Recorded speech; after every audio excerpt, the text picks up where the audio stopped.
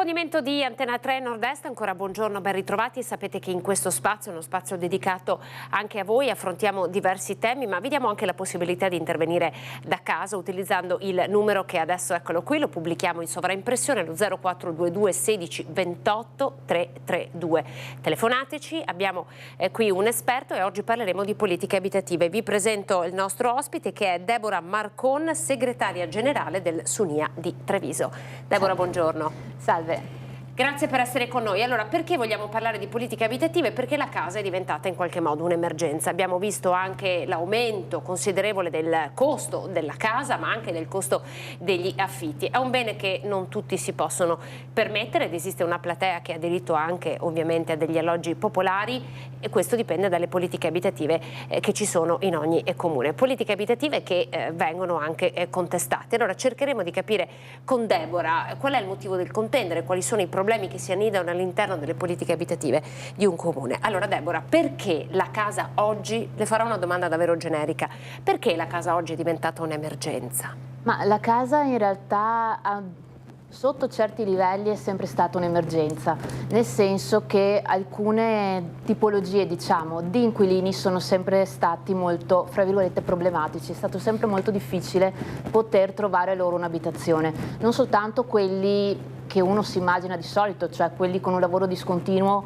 o con uno stipendio molto basso, ma in realtà anche tutte quelle categorie che noi considereremo protette, tipo, non so, le famiglie con i figli piccoli, di cui si parla molto, in realtà hanno sempre fatto fatica a trovare un'abitazione perché ci sono dei sentito dire, ci sono delle paure inerenti al fatto c'è il bambino piccolo, quindi non posso liberare l'appartamento nel caso di un'insolvenza. In realtà le procedure ci sono, non sono neanche particolarmente più lunghe, però questa paura ha sempre causato grandi problematiche alle famiglie fondamentalmente. Anche chi vuole tenere un animale d'affezione spesso trova difficoltà a trovare un'abitazione perché c'è sempre la paura che l'animale non sia ben curato e quindi distrugga l'appartamento e io non posso farci niente. Oltre a tutte queste categorie, diciamo, che comunemente hanno sempre avuto problemi, adesso però l'asticella si è alzata. Infatti, oltre agli extracomunitari o comunque a tutte quelle persone che si ritiene molto spesso a torto che non riescano a tenere a causa di pregiudizi un'abitazione, persino coloro che hanno uno stipendio che noi considereremo medio fanno fatica per mettersi un'abitazione. Se prima gli affitti erano sulla media dei 500 euro, adesso anche per dei monolocali si arriva a chiedere fino a 800 euro. 2 camere, anche se uno se le può tranquillamente permettere, sono a dir poco irrecuperabili sul mercato. E questo è dovuto anche al proliferare di un certo tipo di come dire, politiche abitative, nel senso che chi ha a disposizione un locale sta trovando più remunerativo concederlo in affitto per affitti brevi piuttosto che affidarlo ad una famiglia. Un attimo Deborah, perché abbiamo già una telefonata. Pronto? Buongiorno dottoressa, sono Sebastiano D'Abano, saluto a lei e alla sua ospite. Prego. La sua ospite poco fa ha detto che non è tanto difficile ormai buttare un inquilino fuori. Mi sembra una bugia, per il semplice motivo, l'amico mio, cioè che conoscevo, naturalmente ha dovuto, per buttare un inquilino fuori, è dovuto usare 2 anni con gli avvocati. Gli hanno distrutto i mobili, gli hanno distrutto tutto l'impianto idrico elettrico e questo signore naturalmente i servizi sociali gli hanno trovato un'altra possibilità di un alloggio e l'amico mio gli hanno dato soltanto la casa distrutta. Poi io dico, capisco le difficoltà, ma ci sono gente che purtroppo meriterebbero di abitare sotto i ponti, ma proprio sotto, ma sotto terra, perché quando tu ti affitto la casa e mi tocca stare 2 anni a pagare gli avvocati e poi mi ritrovo la casa con i mobili distrutti, con l'impianto elettrico distrutto, cioè come facciamo un affittare le case a queste persone qua? Come si fa?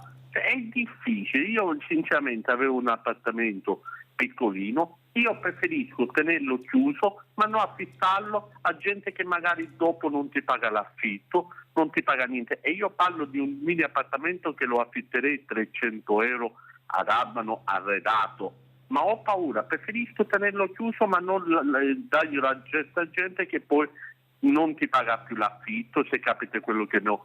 Poi naturalmente chiami i vigili, chiama chiunque, ti dicono abbiamo le mani legate e questi signori campano con le spalle degli altri. Allora, chiarissimo, alla blocco perché abbiamo capito il concetto e vorrei dare la possibilità a Deborah di rispondere. Il concetto è molto chiaro, a volte per tutelare il proprio immobile non lo si concede in affitto, si ha paura che poi un inquilino che magari non tutela adeguatamente questo immobile possa non riuscire a essere più mandato fuori di casa. È così?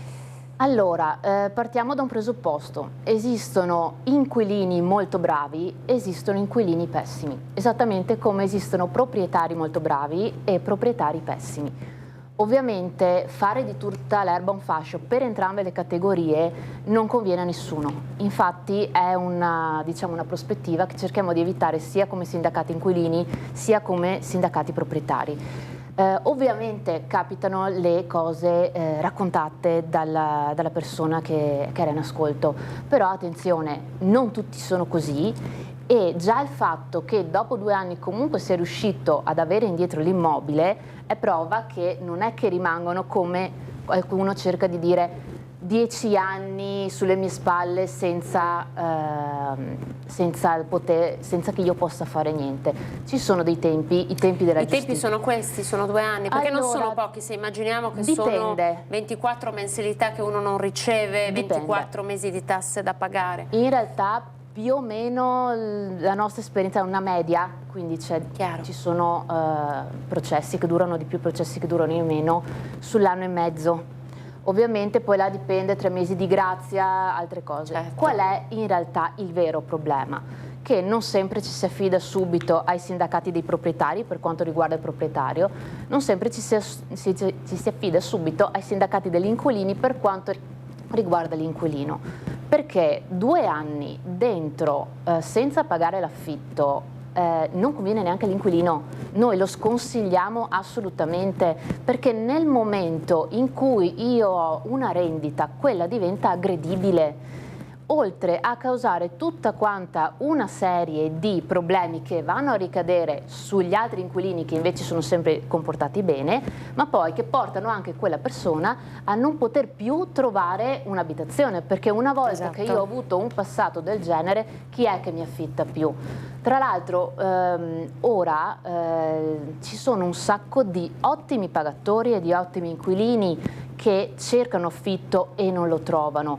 Purtroppo decidere non do in affitto la casa, la tengo chiusa per tutelarmi ed evitare di vederla rovinata ha una controparte abbastanza rilevante, che la casa si rovina da sola, perché nel momento in cui io non utilizzo un immobile, lo lascio bloccato già dopo un paio di anni, io devo rifare gli impianti perché non funzionano più. Inoltre rischio di perdermi delle occasioni di dare in affitto che sono importanti. Io capisco magari in un periodo dove c'è un sacco di scelta, quindi, o meglio, c'è un sacco di scelta per quanto riguarda trovare abitazioni in affitto e non so determinare se mi va meglio un inquilino piuttosto che un altro, però proprio adesso tantissimi ottimi inquilini sono fuori e c'è la possibilità di affidarsi ad ottime agenzie immobiliari, ad ottimi sindacati proprietari, persino a sindacati inquilini che magari conoscono persone che hanno difficoltà a trovare, però sono brave persone, semplicemente non trovano l'abitazione, per poter individuare quelle persone che poi andranno anche a tutelare il bene. Purtroppo io ritengo ci sia un grave problema dal punto di vista normativo che spinge il proprietario nel momento in cui ha un problema con l'inquilino, e l'inquilino, attenzione, perché c'è anche e soprattutto questo, che ha problemi con il proprietario, a doversi avvalere di avvocati. Noi puntiamo molto spesso alla trattativa per evitare che la situazione finisca in tribunale, però bisogna anche vedere se dall'altra parte ho un proprietario che vuole trattare.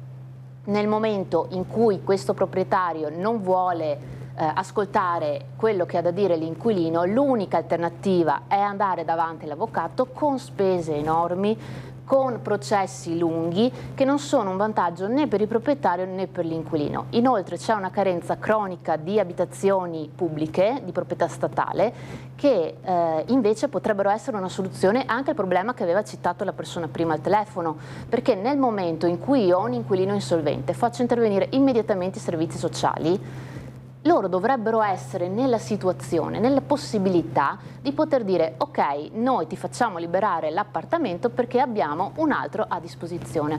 Purtroppo i comuni possono intervenire soltanto in stato di emergenza quando ormai c'è l'esecutivo, perché fisicamente non hanno altre possibilità di agire. Dare mezzi e possibilità ai comuni di agire preventivamente prima che il problema si ponga causerebbe molti meno problemi e molta meno paura ai proprietari e risolverebbe problematiche degli inquilini che gli permetterebbero di avere dei debiti molto meno massicci sulle loro spalle. E questo è un passaggio assolutamente interessante. Allora io volevo toccare due temi. Il primo è vero che c'è carenza di abitazioni in affitto, cioè chi oggi cerca una casa. Vedo che c'è un'altra telefonata, formulo la domanda e poi magari chi oggi cerca una casa è in difficoltà e poi andiamo sull'edilizia residenziale pubblica, ma intanto prendiamo la telefonata. Pronto? Sì, pronto, buongiorno. Prego. Pronto, buongiorno, sono Tiziano qua da San Biagio. Sì. Volevo chiedere, fare questa domanda, no? Io abito in affitto su un appartamento ormai da quasi 35 anni, ho pagato regolarmente l'affitto tutti gli anni, diciamo, no? E qual è il problema? Che adesso da 455 vogliono farmi passare a 600 euro. Diciamo che ho anche problemi sul tetto qua che perde, e quindi ho sempre portato pazienza e sono sempre andato avanti. Però adesso mi scade il contratto il 31 di luglio. Mi hanno già mandato anche una lettera dall'avvocato per essere più sicuri che devo pagare 600 euro oppure devo andare via, insomma. Volevo sapere se è possibile che da una cifra da 4,55 si possa passare direttamente a 600 oppure se c'è una graduatoria. Deborah, grazie per la domanda. Allora, il problema serio qual è? Se l'inquilino ha un contratto in canone concordato, i limiti massimi e minimi sono decisi sulla base degli accordi territoriali, ma se l'inquilino è con un contratto in libero mercato, cioè quello che si chiama classico 4+4, non ci sono limiti né di aumento né di prezzo richiedibile. Fondamentalmente si può richiedere tutto quello che l'inquilino è disposto a pagare e di più, perché già all'interno del range del canone concordato si può passare da 200 a 600 euro tranquillamente, a seconda però delle caratteristiche dell'immobile. Con un contratto a libero mercato io non ho assolutamente limiti. Purtroppo nel momento in cui si va a scadenza contrattuale, il proprietario ha mandato la disdetta nei tempi congrui, perché anche quello è fondamentale, preavvisando della volontà di aumento. Se non è impugnabile la disdetta, non è impugnabile altro, purtroppo effettivamente può tranquillamente passare da 450 a 600. E qui io vorrei venire alla domanda di prima, perché c'è carenza di immobili e ringrazio davvero questo telespettatore che in qualche modo ha aggiunto un tassello a questo ragionamento. I prezzi sono saliti perché è diminuita l'offerta. Sono saliti i prezzi e quindi salti di questo tipo da 4,50 a 600 per un appartamento, mi pare che la persona viva da sola, quindi insomma non è un appartamento grandissimo, con 2 stanze può arrivare già ad 800 euro al mese, a seconda ovviamente della localizzazione, ma questo meccanismo di impennata dei prezzi voi lo state vedendo? Assolutamente, oltre ad esserci appunto l'impennata dei prezzi per ragioni di mercato, perché ovviamente per le leggi di mercato nel momento in cui io lascio l'intero abitativo nelle mani del mercato si abbassa l'offerta e aumenta la domanda, io automaticamente ho l'aumento dei prezzi. Tra l'altro ci sono anche carenze proprio a livello di tipologie di appartamenti. Adesso trovare 2 camere, 3 camere non è, cioè è molto difficile trovarli, e se già un monolocale mi arriva a 600-800 euro, ovviamente nel momento in cui io ho un appartamento più grande posso arrivare tranquillamente ai 1.200. E purtroppo non è che ci sono stati delle politiche, diciamo, di calmierazione, delle attenzioni, persino la possibilità di optare per il concordato, che comunque abbassa un po' i prezzi, perché bisogna per forza chiedere un affitto che stia all'interno di un massimo e di un minimo. Anche quello non è stato adeguatamente promosso a livello comunale, a livello regionale, quindi tanti proprietari giustamente dicono posso scegliere chi voglio, ho una cosa che tanti vogliono, aumento il prezzo. Molto spesso anche sulla base della questione degli aumenti Istat, perché comunque adesso negli ultimi 2 anni Istat è aumentato parecchio, quindi sono aumentati i prezzi di tutto, automaticamente il proprietario viene portato a dire pago di più il pane, pago di più il latte, pago di più questo, pago di più quell'altro, quindi io posso far pagare di più. Qual è l'intoppo però di questo ragionamento? Non sono aumentati gli stipendi. Noi in corso proprio del boom degli aumenti Istat per quelli che non erano in cedolare secca abbiamo proprio visto situazioni in cui si chiedevano anche 40 euro al mese di aumento in ragione dell'Istat. Però giustamente l'inquilino diceva sì, è vero, io ho avuto un piccolo aumento, però non che mi permetta di coprire il 40 euro in più al mese, perché se l'Istat era dell'11%, loro me l'hanno aumentato dell'11%, ma io ho avuto un aumento del 2-3%, quindi si creano e si aumentano in questa maniera anche le situazioni di morosità, anche perché spesso si dimentica che anche se sono fuori di cellulare secca l'aumento Istat è facoltativo e deve essere sottoposto alla capacità di pagarmi dell'inquilino, perché è vero che io ho il diritto di farlo, non ci sono leggi che bloccano il proprietario assolutamente, però nel momento in cui l'inquilino non mi riesce a pagare e non riesce a trovare un'altra abitazione perché tutte costano di più di quello che lui si può permettere, automaticamente lo sto spingendo verso quella situazione per cui poi dovremmo andare tramite avvocati con cose non positive, conseguenze non positive né per il proprietario nemmeno per l'inquilino, e in una situazione dove lo Stato non si è messo nella situazione di agire prima che il problema esploda. Dal punto di vista delle politiche abitative, quanto è responsabilità di un comune il benessere, insomma, dei propri residenti? A livello di legge direi quasi il 100%, però attenzione che molto spesso i comuni non sono messi nella possibilità di poter fare tutto quello che loro dovrebbero fare.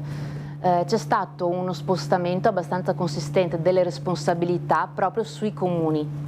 Sono i comuni che devono trovare le abitazioni, sono i comuni che devono rispondere alle problematiche sociali dei cittadini che continuano ad aumentare, i comuni devono trovare le risorse, i comuni devono amministrare l'ordinario e lo straordinario. Tutti i problemi sono finiti in testa ai comuni. Molto spesso i comuni però si trovano gli storni nazionali o regionali tranciati, quindi devono far fronte alle problematiche con quelli che sono i fondi del comune e le problematiche possono essere davvero elevate. Abbiamo avuto anche situazioni di morosità perché non erano passati prima subito attraverso di noi, anche di 20.000 euro. Con tutta la buona volontà un comune non riesce a tirar fuori 20.000 euro per aiutare una singola persona. Magari però avendo delle disponibilità, avendo delle progettualità, avendo aiuti statali, rimettendo la GESCAL, eccetera, eccetera, quindi incrementando quello che lo Stato può offrire, anche il comune può cominciare a dare soluzioni alternative e a rispondere anche a queste domande che al momento sono insolvibili e rischiano di creare seri problemi sociali che probabilmente ce ne accorgeremo soltanto una volta che la situazione esplode. di problemi sociali poi parleremo, anche perché abbiamo diciamo raccontato anche attraverso i nostri servizi diverse storie di difficoltà, insomma, in cui era anche difficile e forse nemmeno giusto schierarsi da una parte o dall'altra, ma insomma sono stati diversi gli sfratti in provincia di Treviso. Poi il Covid ha sbloccato un po' la situazione, sapete che in epoca Covid gli sfratti diciamo sono stati un po' bloccati e poi ve ne sono stati diversi. Ecco, da questo punto di vista com'è la situazione attualmente? Beh, intanto, fra virgolette, il problema del Covid è che non è che sono stati bloccati gli sfratti, sono state bloccate le esecuzioni immobiliari. Quindi in realtà gli sfratti sono andati avanti e hanno portato sulla testa di molti inquilini un continuo aumento della morosità che poi dovranno ad un certo punto affrontare. È vero che magari al momento non sono aggredibili perché nulla tenenti, però là sono costretti a non avere più una rendita, perché nel momento in cui ce l'hanno diventa aggredibile. Oltre a situazioni di stress, situazioni di problemi e anche aumento di quelle situazioni di attrito tra proprietari e inquilini che adesso stanno favorendo l'idea che sentivamo prima: io ho paura di dare in affitto il mio appartamento, quindi preferisco tenerlo chiuso. E infatti le case chiuse in provincia di Treviso sono migliaia e migliaia. Infatti non è che ci sia una mancanza di costruzioni, c'è una mancanza di offerta in affitto. E tra l'altro, ecco, voi avete una contabilità di queste case?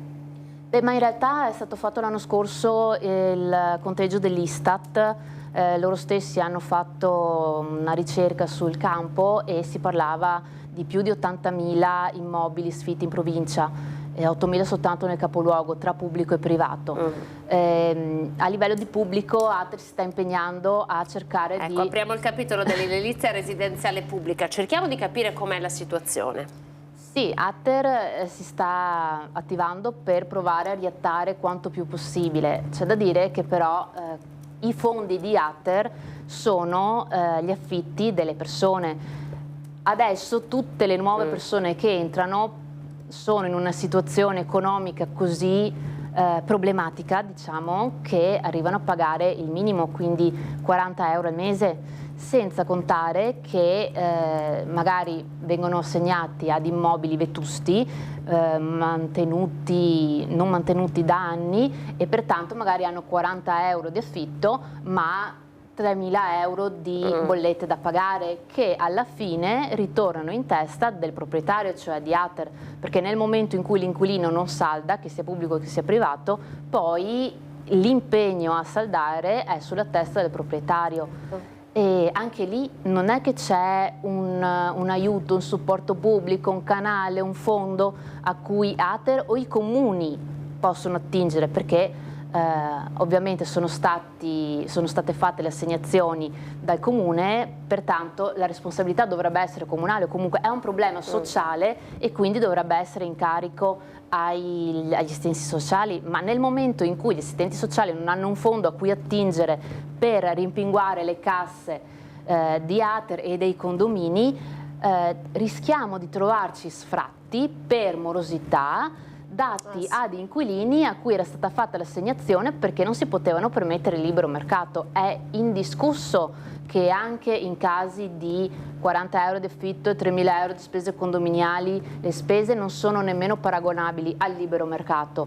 Purtroppo ci vorrebbero delle progettualità che si prendano carico interamente delle persone che si trovano a non poter rispondere nemmeno a queste richieste, anche per consentirgli un reinserimento sociale. Sono progettualità che fanno capo alla regione o chiamiamo ancora in causa i comuni?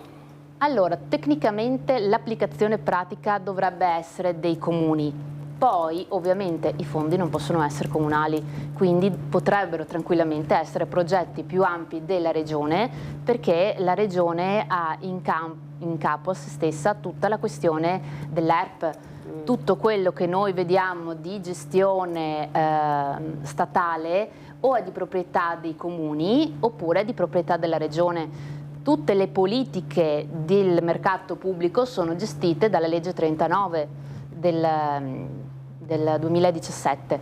quindi diciamo che la Regione può e dovrebbe, a mio parere, farsi proprio promotrice di tutta una serie di iniziative che dovrebbero partire dall'ascolto di comuni, sindacati e associazioni di categoria per capire bene qual è il problema e ipotizzare una serie di soluzioni. Le soluzioni possono essere centinaia e sarebbe opportuno che siano effettivamente centinaia in maniera tale da rispondere con il minimo sforzo nella maniera ideale a tutte le diverse problematiche, però bisogna parlarsi attorno a un tavolo e mettere anche a disposizione purtroppo dei fondi, perché al momento ci troviamo nella situazione per cui è la Regione che prende da Ater invece di dare alla Regione. Cioè, siete coinvolti voi come Sonia all'interno di questi tavoli?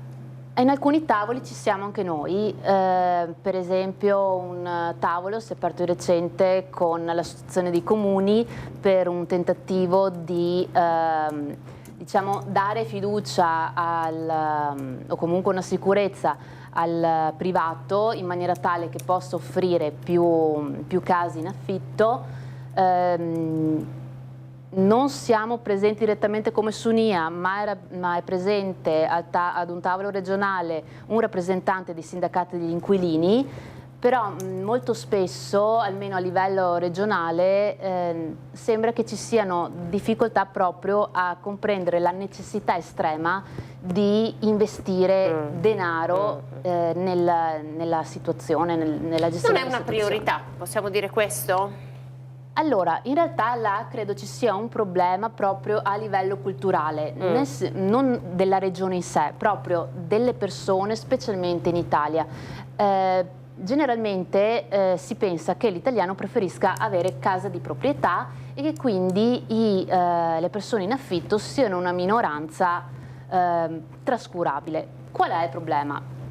Intanto la legge della buona scuola ha causato la dispersione sul territorio nazionale di un sacco di persone che cercano affitti pur avendo una casa di proprietà, perché nel momento in cui io ho la mia casa a Napoli, però sono un professore e vengo spedito a fare scuola a Conegliano, ovviamente io devo lasciare la mia casa di proprietà. Questa è la protesta che ci fu a Padova, ricorderete, con le tende fuori dall'università. La casa è un diritto, la vogliamo ricordare questa protesta perché fu una protesta molto molto forte. Tra l'altro, Deborah, c'è anche una questione di nuove famiglie. Esattamente. Non esiste più magari la famiglia che vive nella stessa casa, ci sono tantissime separazioni, famiglie che si sfaldano e quindi un uomo e una donna che devono cercare affitti singolarmente, che devono poterseli permettere, quindi anche la richiesta di monolocali, le immagini che state vedendo, giusto per contestualizzare, un momento di tensione durante uno sfratto, perché purtroppo insomma ci sono stati anche questi, voi lo sapete bene. Le nuove famiglie oggi hanno nuove esigenze e le politiche abitative forse non riescono sempre a rispondere. Le leggi fondamentalmente sono ancora quelle degli anni 70, nel senso che è vero c'è stata la legge la 431 del 98, c'è stato l'aggiornamento col decreto ministeriale del 2017, però non hanno mai scalfito più di tanto proprio l'impianto della gestione, diciamo, degli affitti. Tra l'altro non è tanto che le nuove famiglie hanno necessità diverse, ma si trovano a dover affrontare situazioni diverse, nel senso la necessità della famiglia è sempre quella di avere la sua abitazione. Però nel momento in cui io ho un lavoro precario che mi sposta una volta a Conegliano, una volta a Milano, io posso anche mettermi tutto quanto d'impegno per poter tenere in piedi la mia famiglia, tenerla unita, gestirmi la situazione, però ho il problema che intanto non mi conviene comprare la casa a Conegliano, mi conviene rimanere in affitto perché so che verrò spostato o immagino di poter essere spostato. E nel momento in cui vado a cercare il nuovo affitto non lo trovo o non è diciamo adatto alle disponibilità di una famiglia con due persone che lavorano, e attenzione, in molti casi siamo ancora con una sola persona che lavora, anche in caso di famiglie diciamo, che non hanno subito separazione o roba del genere. C'è l'aumento dei casi di persone Di cercano, separazioni? sì, di separazioni. E tra l'altro la cosa tremenda per quanto riguarda le separazioni è che il diritto alla casa è proprio il punto centrale proprio del mantenimento del rapporto della famiglia, anche se c'è una separazione, quindi ci si divide. Il tentativo dei genitori è sempre quello di tenere unità comunque la famiglia o il nucleo per il bene dei figli. In tanti casi è proprio la casa che ostacola questo. Noi ci siamo trovati dei padri di famiglia che dicono: io rischio di non vedere più mio figlio, anche se ne ho diritto, anche se mia moglie non mi fa problemi per averlo, perché non ho una casa stabile, rischio di andare a dormire in macchina e in questa situazione io non ho più diritto di stare un fine settimana con mio figlio. Quindi trascurare il diritto alla casa o pensare che non sia fondamentale e che siano altri i diritti fondamentali dimentica il fatto che il diritto alla casa è centrale per tutto. Nel momento in cui io non sono sicuro a casa mia, faccio fatica nel mio lavoro, faccio fatica a tenere in piedi la mia famiglia se l'ho già fatta, faccio fatica a trovare il coraggio di creare una famiglia, perché poco importa se vengono offerti dei bonus perché si fanno figli. Nel momento in cui io non sono sicuro di mantenere un tetto sopra la testa alla mia famiglia, non si corre il rischio, specialmente proprio perché nel momento in cui io sono in difficoltà non sono sicuro di riuscire a trovare la risposta nel pubblico che mi supporta per quel periodo che mi serve. Le case popolari inizialmente erano state costruite per questo, per dare la possibilità alle persone che si trovavano in una momentanea situazione di crisi o che si erano appena formate le famiglie e quindi avevano una serie di spese in più che non erano previste, diciamo, nella gestione ordinaria, per potersi mettere in sesto e poi uscire nel libero mercato.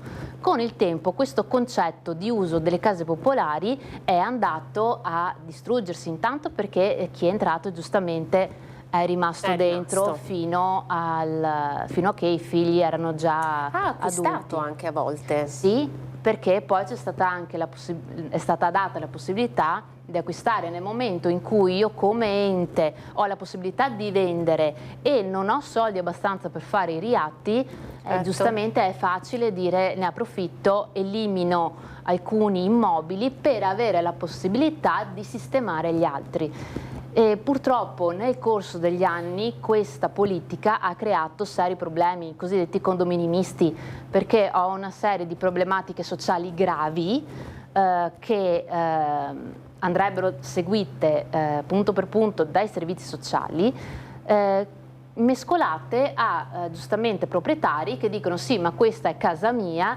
io voglio gestire la situazione come voglio io. Quindi si crea un conflitto tale per cui adesso, per esempio, le politiche di Ater sono quelle di cercare di eliminare tutte le situazioni di condomini misti, perché anche solo per fare una manutenzione straordinaria, nel caso loro vogliano e abbiano la possibilità di farla, diventa una missione impossibile e giustamente l'assegnatario che continua a pagare fa presente sì, ma io pago regolarmente, mi è stata data la casa per una situazione di disagio e sono qui con l'acqua che mi piove in casa. Certo. Allora Deborah, ci fermiamo, pochi secondi di pubblicità, poi continueremo a parlare di questo argomento che è un argomento vasto, estremamente importante, soprattutto in questo periodo storico di grande trasformazioni, no? Delle politiche del lavoro ma anche delle politiche della famiglia. Tra pochissimo.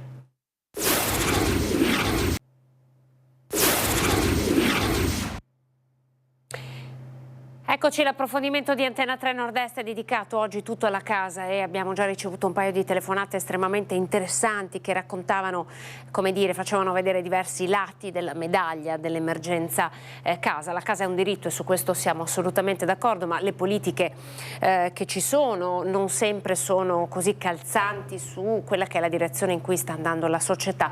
Volevo, intanto vi ripresento la nostra ospite che è Deborah Marcon, segretaria generale del Sunia di Treviso, quindi ci stiamo un po' focalizzando appunto su Treviso, sulla Marca trevigiana. Allora noi di recente abbiamo anche assistito all'inaugurazione di nuovi alloggi di edilizia residenziale pubblica. L'Ater sta facendo delle politiche di investimento molto importanti, tra l'altro alloggi con, come dire, tutte le credenziali per essere al passo con i tempi, con le norme della transizione energetica, quindi classe energetica assolutamente elevata. Ecco, che cosa succede quando si investe in queste unità abitative e poi però ci sono degli appartamenti che sono chiusi perché non si riescono a sistemare? Lei prima ci diceva sono centinaia gli immobili sia privati ma anche pubblici che sono chiusi. Allora come mai questo scompenso e secondo voi come si potrebbe sciogliere questo nodo? Beh, intanto per quanto riguarda, diciamo, le costruzioni ex novo oppure semplicemente il vecchio buttar giù e rifare da capo, costa meno che riattare. Inoltre in tutti quei casi, come dicevamo prima, in cui ci sono i condomini misti, il riatto diventa ancora più faticoso perché oltre a essere più dispendioso diventa anche più faticoso per avere tutte quante le autorizzazioni da tutto quanto il condominio, perché nel momento in cui io ho una maggioranza risicata o comunque ho anche semplicemente un proprietario che si ostina a fare ostruzionismo, diventa molto più complicato riuscire a portare a casa le manutenzioni straordinarie. Tra l'altro c'è anche una questione tecnica, i problemi di assegnazione di queste nuove case 100% green. Ci vorrebbe una politica di accompagnamento anche per insegnare alle persone a utilizzarle, perché non di rado può capitare che davanti a qualcosa di iper perfetto, iper tecnologico, la persona che magari non ha mai visto queste nuove tecnologie non le sappia fisicamente usare. E rischi magari di creare dei danni. Mi perdoni, Sì. Deborah, dovrebbe esserci una telefonata, vedo la spia del telefono accesa. Pronto? Sì, buongiorno. Buongiorno. Sono Valerio Gianfranco da Cesaggio, in provincia di Treviso. Prego. Ecco, io sono un pensionato, però mi sono accorto subito, circa 3 anni fa, subito, immediatamente, quando avevano inventato il 110. Io ho detto qui sarà una grande fregatura per tutti, perché i prezzi andranno sulle stelle, non torneranno più indietro e tutto. Ecco, io volevo sapere solo, si immagini solo, perché qui se lei chiede alla politica hanno sempre delle soluzioni facilissime e poi si mettono, vede in che situazioni si mettono. Il 110 hanno dato i soldi e tanti soldi sono andati ai ricchi, quelli che avevano tranquillamente i soldi per mettersi a posto la casa e fare i vari interventi, potevano fare solo le varie detrazioni e quelli andavano tutto bene. Però immagini, il 110 ha aumentato i prezzi, sono andati i soldi ai ricchi, non sarebbe niente quelli che sono andati i soldi ai ricchi e quelli che non hanno fatto i lavori. Non hanno fatto niente, hanno fatto solo le carte, hanno portato i soldi a casa con le carte e andiamo avanti così. Si immagini, e poi se veramente ci tenevano a fare il 110, potevano farlo sulle case popolari, sugli edifici pubblici, sulle strade e su altre cose. Facciamo rispondere a Deborah, perché il tema del 110, sì. Lei ha anticipato una domanda che io volevo fare. Il 110 in qualche modo ha modificato anche il patrimonio abitativo delle città. Sulle case di edilizia popolare io volevo tranquillizzare il signore per dire che effettivamente sono stati fatti dei lavori sulle case popolari sia del parco Ater sia del parco AEP, grazie agli aiuti del 110 sono state ristrutturate.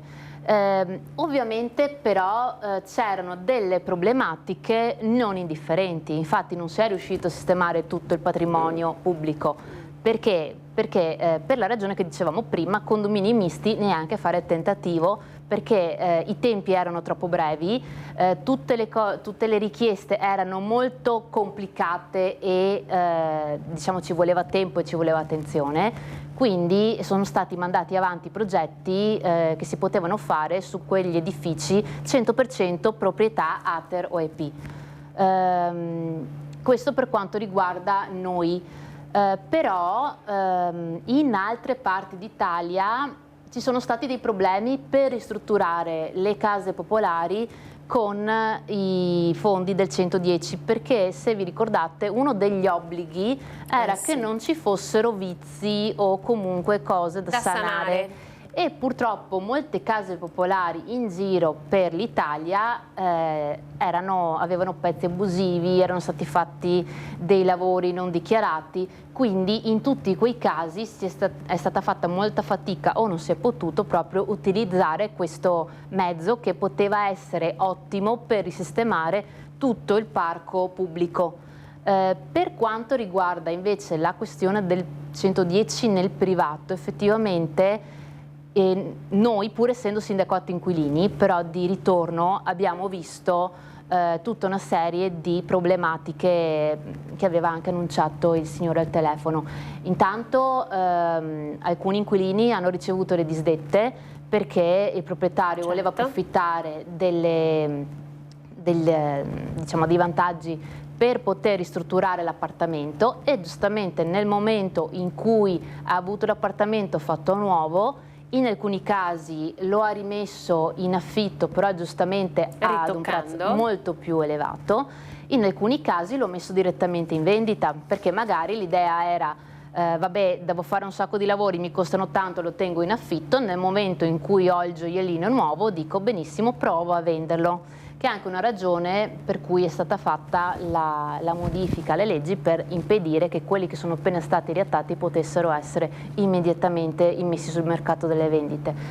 Inoltre c'è stata un'altra problematica, appunto quella di chi ha cominciato il lavoro ma non lo ha potuto portare a termine per tutta una serie di problematiche, dalle truffe agli allungamenti dei tempi a qualsiasi altro tipo di problematica. Effettivamente sono impatti emotivi seri che nel momento in cui impattano sulla casa di proprietà dove uno vive comunque non valgono poco.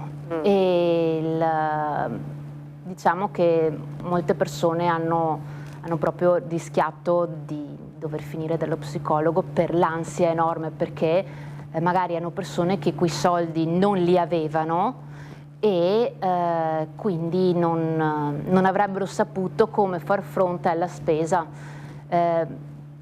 Soldi ai ricchi, in realtà non è che è stato fatto per dare soldi ai ricchi, però nel momento in cui io ho i mezzi posso permettermi di pagare i professionisti che so che mi fanno il lavoro fatto bene, me lo fanno nei tempi utili e mi fanno il lavoro fatto migliore. Nel momento in cui io ho i miei mezzi di fortuna, non so neanche dove andare a chiedere per avere informazioni, per capire se posso farlo, i consigli migliori. Quindi ancora una volta è proprio molto spesso quello che fa la differenza di accesso all'informazione. Non in questo caso specifico, però è anche la ragione per cui secondo noi una situazione idilliaca tra proprietario e inquilino parte dall'inquilino che viene da noi a prendersi le informazioni, il proprietario che va dai colleghi a prendersi le informazioni, e quindi ci sono molte meno possibilità, avendo tutti e due informazioni precise e non sentito dire, che poi la locazione vada bene, non ci siano problemi, e nel momento in cui c'è il problema che vengano a riferirsi alle persone giuste che chiudono la problematica prima che non sia più salvabile. Trovo molto interessante il suo passaggio anche sul cambio di valore degli immobili. Un immobile in cui si è lavorato col 110% è un immobile che evidentemente ha già una classe energetica migliore, quindi ha un valore maggiore, ma insomma questo ha portato diversi proprietari, immagino che voi queste cose le avrete viste, a far schizzare in alto i costi dell'affitto e avete annotato insomma situazioni di questa... Sì, anche se vi dico non è solo quello sistemato bene che costa, anche perché onestamente nel momento in cui io magari pago 200 euro in più di affitto, però la classe energetica è tale per cui io di riscaldamento invece di pagare 3.000 euro all'anno ne pago 200, comunque c'è un minimo di vantaggio. Il problema è che sono schizzati proprio anche i prezzi di quelli in cui cade l'acqua in casa. Allora, c'è un'altra telefonata, pronto? Pronto? Sì, pronto, prego, l'ascoltiamo. Salve, buongiorno. Volevo chiedere un'informazione. Come mai la situazione delle emergenze abitative a Treviso è ancora bloccata dallo scandalo di 3 anni fa? Solo questo, che fine fanno quelle famiglie che hanno bisogno di un'emergenza abitativa, che è un diritto del cittadino. Mi perdoni, è bloccata dallo? Non abbiamo capito, è bloccata da quando c'è stato lo scandalo delle assegnazioni delle case in emergenza Stiamo abitativa. parlando delle graduatorie di Treviso, la questione legata alle graduatorie. A lei risulta che ci siano graduatorie sulle quali... Intanto il blocco iniziale era stato più che altro quello dell'ERP più che delle emergenze abitative, però è stato risolto perché è stato fatto il nuovo bando che piano piano, diciamo, stanno andando a esaurimento delle graduatorie. Per quanto riguarda l'emergenza abitativa, in realtà si è andati avanti con i lavori nonostante lo scandalo.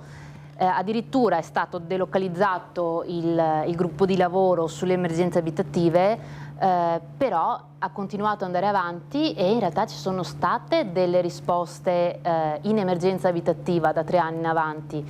Se non ricordo male, le ultime assegnazioni sono state a fine dell'anno scorso. Il problema però, attenzione, qual è? Ovviamente io vi sto dicendo che ci sono state delle assegnazioni in emergenza abitativa, sono state soltanto i primi di una lista di quasi 200 persone, quindi ovviamente tante persone in situazione grave di emergenza abitativa che secondo legge avrebbero dovuto ricevere l'aiuto e il supporto dallo Stato, ancora ad oggi non hanno potuto avere risposta alla loro problematica, anche perché tra l'altro Treviso ha un problema ulteriore, che al momento ha esaurito tutti i posti da poter assegnare in emergenza abitativa, perché comunque l'emergenza abitativa è una deroga per un numero limitato di appartamenti di proprietà comunale, che però appunto deve rimanere al di sotto di una certa percentuale. E questi posti sono terminati. Questi terminati. posti adesso sono terminati, anche volendo investire, trovare fuori una casa Quindi è nuova, solo una questione di percentuale, una percentuale che volendo potrebbe essere allargata. Infatti c'è la richiesta alla Regione di poterlo allargare, stanno aspettando risposta, si sta lavorando anche su questo, qualcosa è già stata fatta, poi è una partita che però si deve ancora chiudere, si sta vedendo. E comunque temo che non sarà risolutoria perché non possono andare in deroga fino a riempire le 200 richieste che hanno. Sono famiglie che attendono da quanto tempo? Dipende, ognuno ha problematiche più o meno lunghe, però per esempio ci sono già persone, attenzione, questo sia tra le emergenze abitative sia negli ERP, nelle liste ERP, che magari sono in posizione avvantaggiata con il punteggio più alto perché non hanno l'abitazione da almeno 2 anni. Quindi sono persone che oltre ad aver avuto l'esecutivo non hanno trovato un'abitazione, sono sulla strada o comunque ospiti d'amici da almeno 2 anni. Quindi i numeri sono effettivamente importanti, è che in qualche maniera magari uno si appoggia all'amico, poi per un periodo si appoggia al figlio, quindi non sono completamente evidenti, però basta conoscere e andare un attimo in fondo e davvero salta fuori tutto una prateria di povertà, di tristezza, di disperazione, perché non si sa neanche come realizzare se stessi. La casa è dove io sono sicuro, dove io mi realizzo, è il punto di partenza per tutto. Nel momento in cui manca, la persona poi perde anche la volontà di dire vado a cercarmi un lavoro, riesco a farmi una famiglia, riesco a essere membro produttivo della società.